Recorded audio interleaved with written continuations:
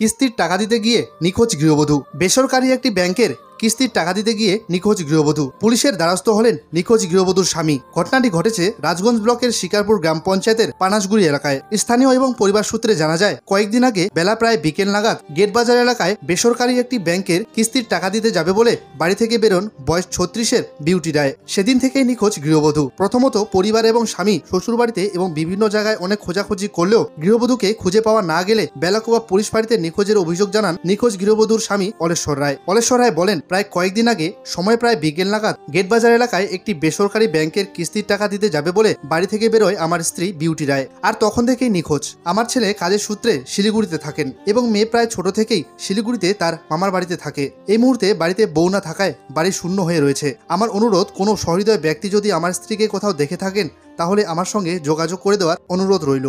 ঘটনাটা হয়েছিল কি, মানে বাড়ি থেকে বন্ধন দিতে গেছিল, বন্ধন দিতে গিয়ে নাই, মানে নিখোঁজ। 29 তারিখে গেছিল 4টার সময়ের দিকে। না বন্ধন দিতে গেছিল।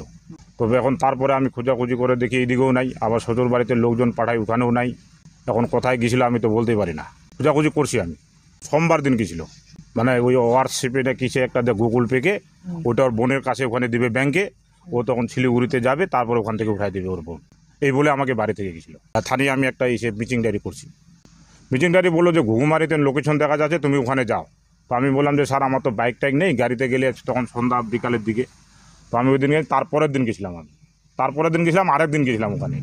এখন খোঁজাখুঁজি করে দেখি ওখানে নেই। তারপরে তোর মোবাইলটার সুযোগ। বিয়ে হয়েছে আমাদের 2005-এ। ছেলে মেয়ে আছে 2টা, একটা ছেলে একটা মেয়ে।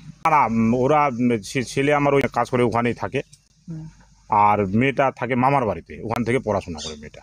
আমি চাচ্ছি এখন কোথায় আছে কেউ যদি খবর দিতে পারে, সেটা মোবাইল নাম্বার মনে আর কি ধরবো। এখন তো এখান থেকে একা গেছি, এখন ওই দিক থেকে যদি কেউকে নিয়ে গেছে বা কি গেছে সেটা তো আমি দেখি নাই। ও এদিকে টাকা দিতে গেলো, আমি এদিকে ঢোপের হাটে গেছিলাম ওই দিন। সন্দেহজনক কীভাবে করবো, ও তো গেছে এখান থেকে একাই। আমার নাম অলেশ্বর রায়, বিউটি রায়। বয়স তো আমি যেটা এখানে লেখাইছিলাম 34 বছর, এখন হিসাব করে দেখছি ওই 36-এর 35-36 দাঁড়াবে, কিন্তু এটা জায়গা নাম পানাশগুড়ি।